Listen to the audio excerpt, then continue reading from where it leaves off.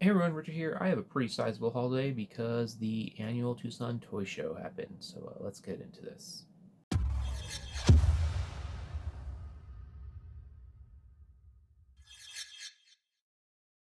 Alright, so like I said, the annual Tucson Toy Show happened this weekend. Um, I actually went today, still have the band on my arm. And I picked up some decent stuff. It was a little bit different in terms of what they had. They had a lot of the same vendors they have every year, but I noticed, and some other people also commented, there was quite a few less comics than usual. So I picked up more than just comics this time. I got some cards, I got a figure, I did get some comics, and I also got a piece of original art. So I'm going to show all that off in here. So if any of those things interest you, stick around and see. But let's go and just show the first thing I got.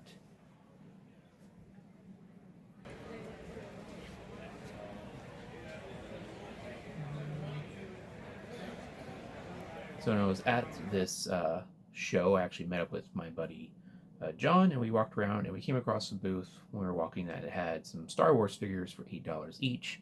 But they weren't just any Star Wars figures; they were the Unleashed series. So I ended up picking up this Asajj from that booth. They had several of them, but not all of them were complete with their bases. This one had the base and the sabers, so I figured I'd grab the Asajj. I have uh, the autograph of the actor and her first appearance. So I think it'd be a nice little display piece with it. And for $8, like, who's gonna turn that down? So got that. That's the only like figure slash statue I got, but I think it's a pretty cool one. So yeah, got that. All right, I'm going to show the Yu-Gi-Oh cards I picked up now because I got quite a few. As you can see right here. Um, when I was walking around, I saw a guy. He had a lot of like Dragon Ball Z figures and stuff, and he was kind of just flipping through cards. I noticed they were Yu-Gi-Oh, which is something I collect. And I asked him like if they were for sale, if I could see them. So yeah, he handed them over. As I'm flipping through, I'm like, oh, there's some decent stuff in here. And I asked him how he was pricing them, and he said, oh, I don't know. I'll look up anything you're wanting, and I'll give you a price. Which is the last thing you want to hear as someone at a show like this trying to buy something is they're going to look up all their prices right then and there and tell you what they are. So I ended up asking him what he wanted just for the whole stack, and I don't think he was expecting that question, but he took a second and started just kind of counting them. I think he was trying to figure out how many he had, and he came up with the number $200 for all of them. And his reasoning was that's like $2 a card or less, and that was he thought was a pretty good deal. Which honestly, I didn't think it was a bad deal seeing some of the stuff in this particular stack. But I asked him if he'd take 180, and he kind of he resisted, but he took it. So I'm not going to show all of these. It's so many cards. Um, I might do a separate video just showing them at some point, but I'll show you a couple just to give you an idea. These ones are some of the nicer ones in the particular lot, and they're nicer because they're all gradable conditions. So first is this Ultimate Rare DD Survivor. And when I say gradable, they're near mint to mint grading, which is nice to see. Got a first edition Mystic Swordsman level 6. So I probably will send these off to get graded just so that I can get the best I can out of them. Got this Elemental Hero Shining Flare Wingman, and the name of the card is misaligned. I don't know if you can see that. So that's kind of a cool like error, and it's just a cool card in general. Got a Paladin of White Dragon, first edition from Magician's Force. It's a pretty decent card. And then the big one, which is kind of the one I was like, okay, even if this doesn't go too well, this is a decent card because this is a very, very clean copy of the Millennium Shield from the first McDonald's packs. If it grades, poorly, it's still anywhere, $50, $100 card. But if it were to get a 10, that's like $850. So pretty nice grab there. But like I said, this entire stack, I paid $184. Every single card in here is a super rare or better. I don't think anything is more recent than about 2013, 2012. There's some Legend of Blue Eyes in here. There's some Metal Raiders, more Ultimate Rares than what I just showed you. Lots of like video game promos in decent shape. So pretty good stack. I don't think anything in this stack is worth less than $1. So I'm pretty happy with it. Like I said, I might do a separate video just showing them for those who care, but for sort of a general haul video where not everyone is into Yu-Gi-Oh, it seems like a bit much. So yeah, got all that. Again, that's probably the most, yeah, that is the most I spent on anything at this convention, but I mean, it's a pretty decent lot. It was basically, he said it was his childhood collection. So I'm happy to have it. I'm gonna go through it, keep what I want, grade some of it, sell some of it, try to get my money back out of it, and then still have stuff that I like for myself. So there's that. All right, so next up, when I very first got there, I was walking towards the back to meet John, and I saw one booth that had like a $2 bin, and then they had a 5 for $1 bin. So I did a quick look through the 5 through $1 bin, and I picked up 5 pretty decent books for the price. These first two were more just because I need to meet the 5. But they're still cool books. We got Space War number 30 from Charlton Comics. That's 100% just a cover by, no other reason. I thought it was a nice cover. And again, 20 cents each for these. So, yeah. Sword of the Atom number 1.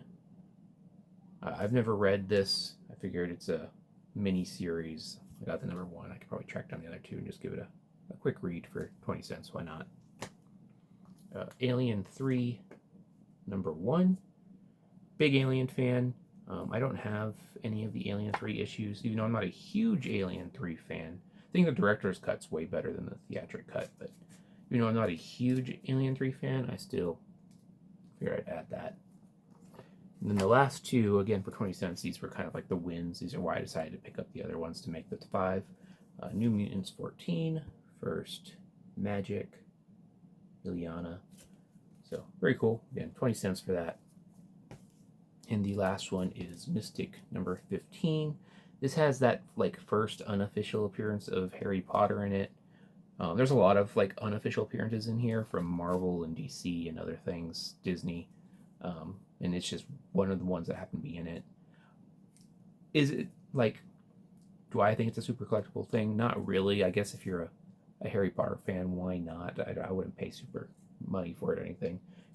But it's like without a doubt him, along with other characters. So it's kind of just fun. It's on the first 2 pages, and the rest of the comics basically entirely unrelated to that.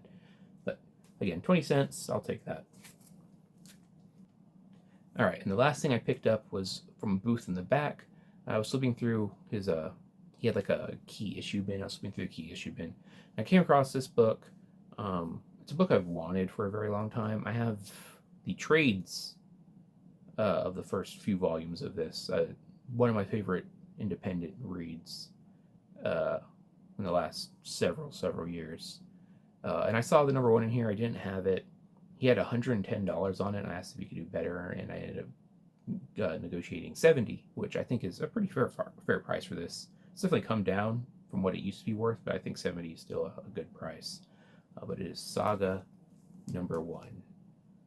Well, very happy to get that. Wanted it for a while. Never really wanted to pay up for it, and just seemed like a good time to grab one since he was willing to come down on it. And I got that. So yeah. And as far as comics go, that's all I got. That's specifically a comic book. But I do have one more thing I picked up, an original piece of art. So give me a second, I'll grab that. All right, so I already framed it up right here. It was on my wall. I had to go grab it. But there was a booth that had like 6 different portfolios of original published comic art, and they were cheap, like real cheap, $75 a page, cheap. And if I had more money and a better way of transporting them, I probably would have grabbed more. There were some decent names in there. There was some Mayhew pages that I almost bought, but they weren't. I think they had Ronin on them. I'm guessing is who the character was, and they weren't like very well polished pages. They were very simple, and it just, if I was going to grab one, I wanted to get one that I would actually want to display on my wall, which is what this is. This is done by Wellington Alves, who was the penciler, and it is from Red She-Hulk. So this is from Red She-Hulk number 64. This is page 16, or page 14 rather. And it's original pencils. See, she's front and center there. Really nice. And then she's doing like the thunderclap on the bottom there. So really happy. I paid $75 for this. Like I said, if I had unlimited funds, I would have grabbed a lot more. They had some of the original Firestorm issues from the like Copper Age run there, with all the bubbles still on it, and that was real tempting. They had some Superboy from sort of more recent runs that were tempting. They had some LaRocca art that was tempting, but someone else was looking at that, and I decided I didn't want it. But really cool red She-Hulk, front and center, and doing sort of the iconic Hulk clap thing. So yeah, had to get that. Paid $75 for that.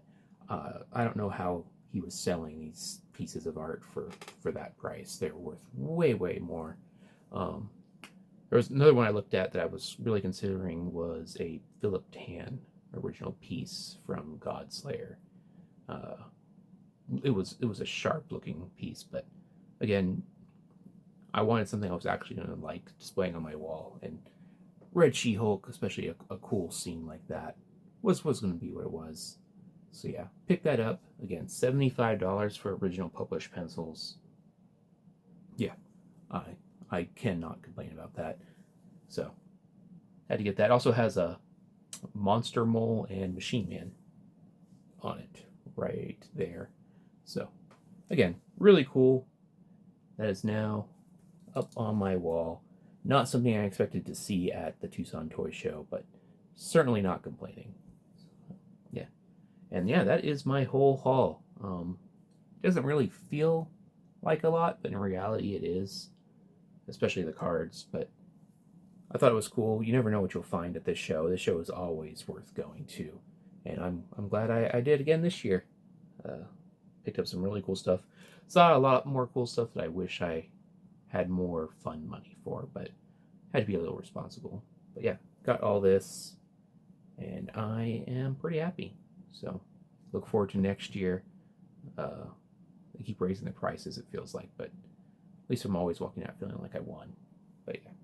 Anyway, that's all I have for this haul. Hopefully you all enjoyed that. And if you happen to go to that toy show and you got a haul, I'd love to hear what you picked up, because there's so much fun stuff there. But yeah, hope you're all well. Take care, everyone.